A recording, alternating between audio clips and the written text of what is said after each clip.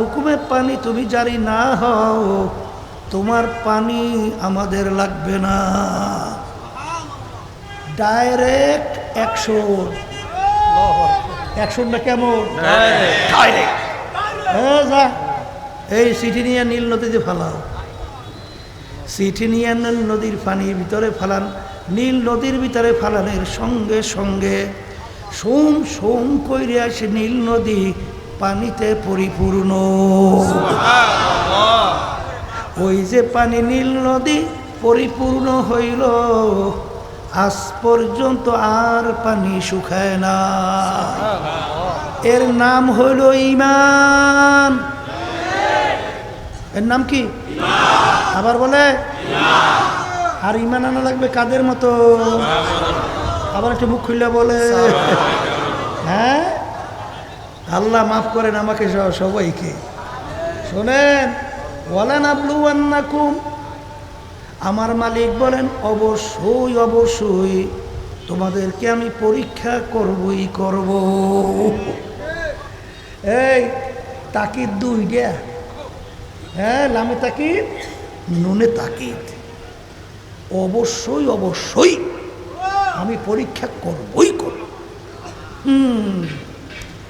পরীক্ষা পাস না কইয়া বেহেশতে ঢুকবেন, এই ঘুম নষ্ট করিয়া চিন্তার লাভ নাই।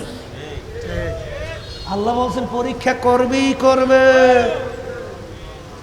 নবীরা পর্যন্ত এক পর্যায়ে দুই হাত আল্লাহর দিকে উঠেই বলে, মাতা নাসরুল্লাহ, এ আমার মালিক আপনার সাহায্য কোথায়? এই অবস্থায় না পইরেই বেহেশতে ঢুইকে গেলা। কিন্তু পরীক্ষা তো করবি, তাই পরীক্ষা যখন মালিক করবে, এখন পরীক্ষা যেন বেকায়দায় না করে, কথা কয় না।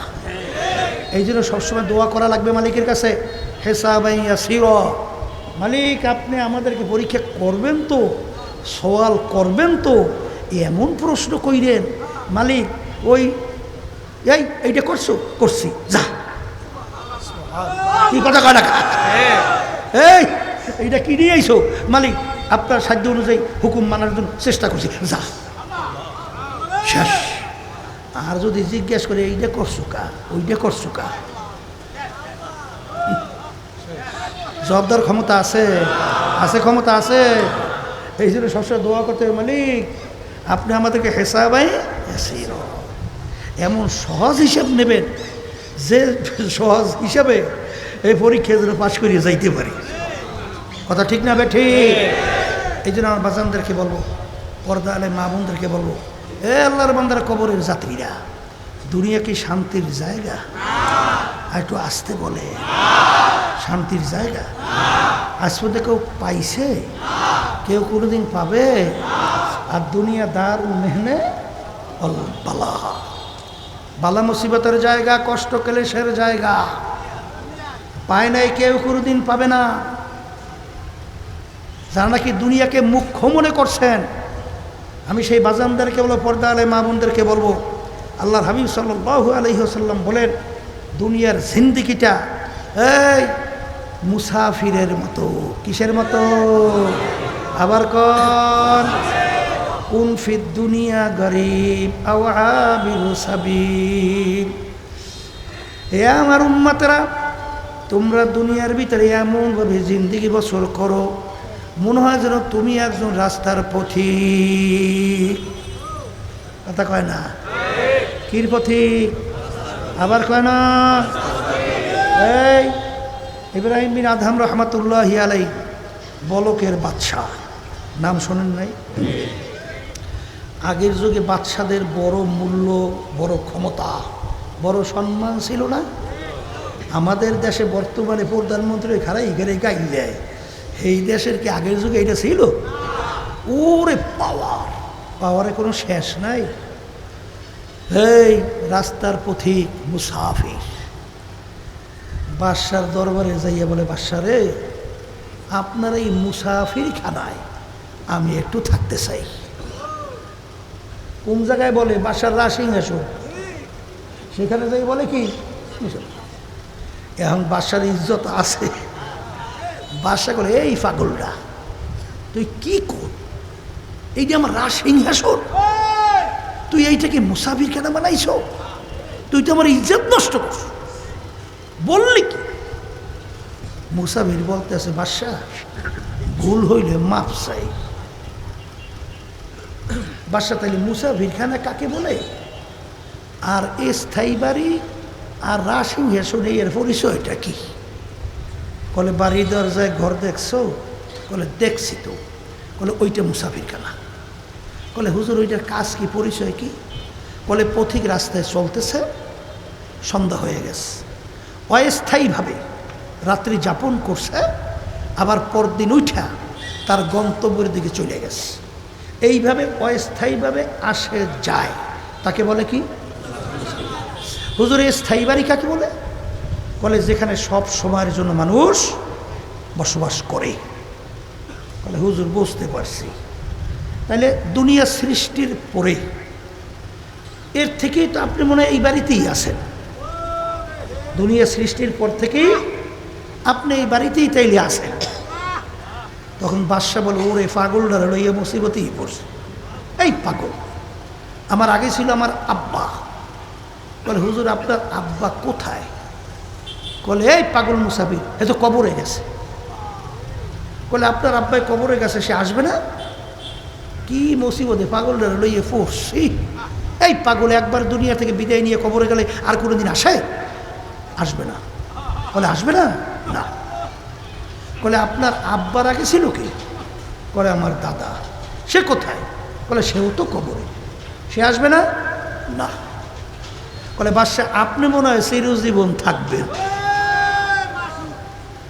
তখন বাদশা বলে, ওরে পাগল মুসাফির, কুল্লু নাফসিন যায়িকাতুল মাউত, মরণশীল মানুষ, আমি একদিন দুনিয়া থেকে বিদায় নিয়ে কবরে যাব।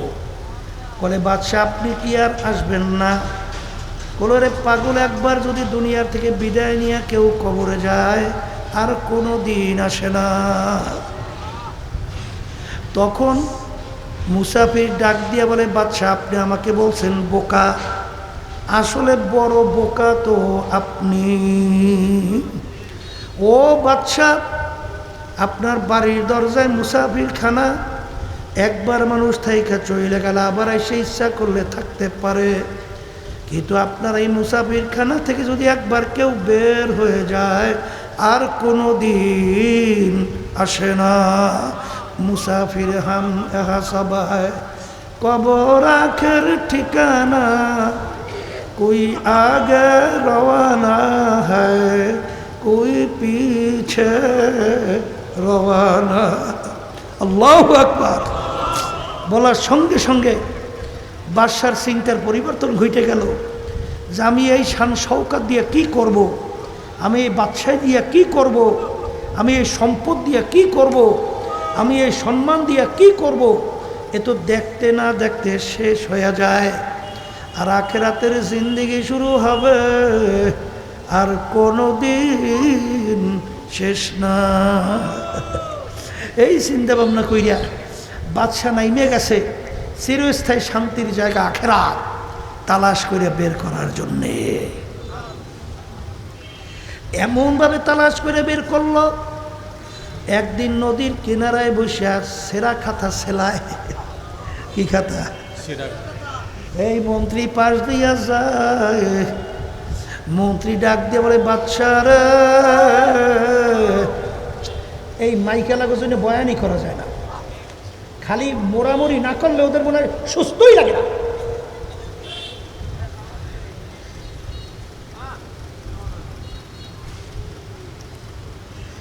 বাদশাহ আপনি বাদশাহী সাইরা কি পাইলেন? বাদশাহী সাইরা কি পাইলেন? এখন তো দেখি আপনি সেরা খাতা সেলাইতে আছেন। তখন বাদশাহ ডাক দিয়ে বলে, মন্ত্রী রে,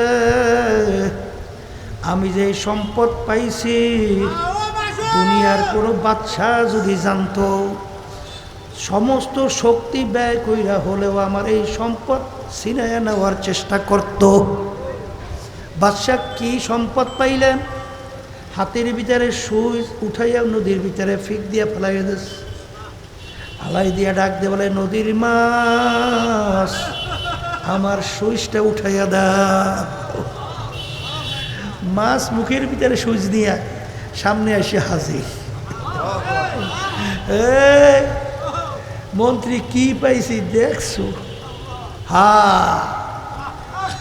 हकीकत से तू दुनिया बेखबर है, हकीकत से तू दुनिया बेखबर है, दुनिया की नुमाइश पर नजर है, फसाओ फतारो इदिन कशफल गुबारो, अफरासुन तहतर जल का आम हिमारो। हे बड़लोक आमार बाबारा, হে ধনী আমার বাবারা, হে পীর মুফতি মুহাদ্দিস আমার বাবারা, হে চেয়ারম্যান মেম্বার এমপি মিনিস্টার আমার বাবারা, হে বড় সম্মানিত সেক্রেটারি সভাপতি আমার বাবারা, মাঝে মাঝে একটু চক্ষু বন্ধ করো, এরপর মুরাকাবা করো, তারপর কবরে রওনা করো। কারণ চক্ষু খোলা দুনিয়ায় বাজানে এক যুগের ভিতরে কেউ যদি ঘোড়ার পিঠে সওয়ার হইতো, সামাজিকভাবে সে সম্মানিত হিসেবে পরিচয় লাভ করত।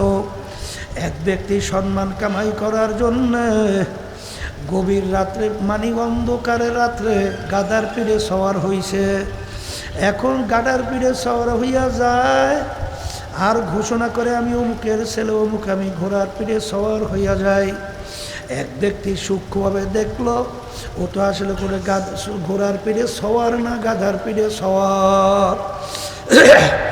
তখন সে ডাক দিয়া বলে, চুপ কর, অন্ধকার পরিষ্কার হোক, সূর্য আকাশে উঠুক, তখন তুমি দেখতে পারবে তুমি ঘোড়ার পিঠে না গাধার পিঠে। আজকে চক্ষু খোলা দুনিয়ায় আমি পরিচয় দিই আমি পীর, কেউ পরিচয় দেয় আমি মুফতি, কেউ পরিচয় দেয় আমি মুহাদ্দিস, আমি এত কয়টা বাড়ির মালিক, আমি অমুক সম্পদের মালিক, আমার অমুক বংশ, আমি অমুক শিক্ষিত। আখারে এই চক্ষু খোলা দুনিয়ার ভিতরে বহুত পরিচয় দিয়ে তুমি আর আমি চলি, কিন্তু যেদিন চিরতরে চক্ষু বন্ধ, তখন তুমি দেখতে পারবে তুমি অমুক তমুক সমুক না খোদা না কাছতে একজন জাহান্নামের কয়েদি। এই জন্য আল্লামা জিলি রহমাতুল্লাহ আলাইহি লেখেন, কবরে যাইয়া মাপ পাওয়ার আগ পর্যন্ত নিজেকে নিজে একটা শুয়ারের চেয়ে ভালো মনে করা যায় না। ওমর ফারুক রাদিয়াল্লাহু তাআলা আনহু, তার ইতিহাস পড়লে দেখবেন কানতে কানতে মাওলার ভয়, মাওলার আযাব গজবের ভয়, গালের ভিতরে দাগ পড়ে গেছিল। লোকেরা বলে, হুজুর ঔষধ লাগান ভালো হবে। আমির বলেন, হে আমার সাথীরা,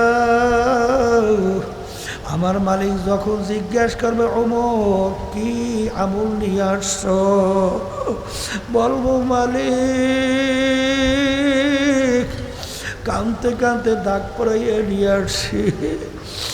আরে অনেক সময় রাস্তা দিয়ে আমির হাঁটতে, ভেজা কুটা নাড়া পাইয়া হাতের ভিতরে উঠাইয়া তাকাইয়া তাকাইয়া দু চোখের পানি ফালায় আর কান্দে, আর বলে, ভেজা কুটা নাড়া তুই আমার চেয়ে অনেক ভালো, কারণ তুই মাটির সঙ্গে মিলা যাবি, তোর হিসাব নাই, নিকাশ নাই, বেহেশতও নাই, জাহান্নামও নাই। আর আমি ওমর হইলাম মানুষ, আমার মালিকের সামনে দাঁড়াইয়া হিসাব দেওয়া লাগবে। এ দুনিয়াদার পাগল আমার বাবারা, এই ওমর ফারুক রাদিয়াল্লাহু তাআলা আনহু অনেক সময় আফসোস করে আর বলে, আমার মালিক তুমি যদি আমাকে মানুষ না বানিয়ে একটা বকরির বাচ্চা বানাইতা, হারে তোমার বন্ধা বান্ধে আমাকে জবাই কইরা পাক কইরা খাইয়া তোমার ইবাদত করত, তবুও তো আমি কাজে লাইগা যাইতা, কিন্তু তুমি আমাকে বানাইছো মানুষ। যেই মামলার তদবির নাই ওই মামলারও কিন্তু খালাস নাই। এই জন্য সাহাবায়ে কেরামদের ইতিহাস পড়লে দেখবেন তাদের কাছে দুনিয়ার কোনো মূল্যই ছিল না। তামাম দুনিয়ার সমস্ত সম্পদ যদি বাজান দুনিয়ার মোহের কারণে পায়ের ভিতরে ফেলাইয়া রাখে, আল্লাহর ফজল ও করমে তাদের ঈমান টলে না। আল্লাহ রাসূল সাল্লাল্লাহু আলাইহি ওয়াসাল্লাম বলে, শেষ যুগের ভিতরে ঈমানদারদের ঈমানের উপরে মজবুত থাকা এত কঠিন হবে, জ্বলন্ত একটা আগুনের আংটা হাতের মুঠার ভিতরে রাখতে যত কষ্ট, তার চেয়েও বেশি কষ্ট হবে ঈমানদারদের ঈমানের উপরে মজবুত থাকা। আমার বাজানদেরকে বলবো, পর্দালে মা বোনদেরকে বলবো, বাজান কিয়ামত পর্যন্ত এক শ্রেণী আল্লাহর বান্দাবান্দি থাকবে, তারা ঈমানের উপরে মজবুত থাকবে, কিন্তু বাজান তাদের সংখ্যাটা হবে ছোট। যত ছোট হোক না কেন, আমি তো আল্লাহর ফজল করবে নিয়াত করছি, ঈমানের উপরে মজবুত থাকতে চাই। যত বিপদ মুসিবত আসুক না কেন, বাজানদেরকে জিজ্ঞাসা করব, পর্দালে মা বোনরা যারা শুনতেছেন, ঈমানের উপরে মজবুত থাকার জন্য কে কে নিয়াত করছেন? আল্লাহু আকবার, নারায়ে তাকবীর, আলহামদুলিল্লাহ বলে হাতমা। আল্লাহ আপনি কবুল করেন। মালিক জফুল কালাম আপনার হাতে। আল্লাহ বাজান মায়ের কোলের দুধ পানকারী বাচ্চা, যদি মা তাকে দুধ ইচ্ছা করিয়া না দেয়, বাচ্চাকে দুধ জোর করিয়া মায়ের দুধ খাওয়ার শক্তি বাচ্চার নাই, কিন্তু যখন বাচ্চা ওয়া ওয়া করিয়া কান্না, মায়ের কাছ হাতের থেকে ঠাস কইরা পইরা যায়, মা বাচ্চার কান্না সহ্য করতে পারে না, দৌড়ে আইসা মা দেখে বাচ্চার তামাম শরীরে পায়খানা প্রস্রাবে ভরা। মা রাগ কইরা সন্তানকে আগুনেও ফেলায় না, পানিতেও ফেলায় না, ধোয়াইয়া পোষাইয়া কোলে নিয়ে আদর করে চুমা দেয়। ঠিক আমার বাজানদেরকে বলবো, মা সন্তানকে যত মায়া করে, তার সে শত হাজার লক্ষ গুণ বেশি মায়া করে আমার মালিক বান্দা বান্দিকে। পাহাড় পরিমাণ গুনাহ হয়ে গেল, আখারে যখন বান্দা বান্দি দেলটাকে ভাইগা দুই চোখের পানি ছাইরা হাত দুইটা মালিকের দরবারে উঠাইয়া যখন করুণ সুরে ডাক দেয়, আমার দয়ার মালিক, নাফরমান তোমার দরবারে হাজির। বান্দা বান্দি ডাক দিতে দেরি, আমার মালিক বান্দা বান্দিকে টাইনা তার কুদরতি কোলের ভিতরে জায়গা দিতে দেরি করবে না। আসলে তুমি আর আমি এমন পর্যায়ে পৌঁছলাম, ইন্নাল ইনসানা লিরাব্বিহি লাকানুন।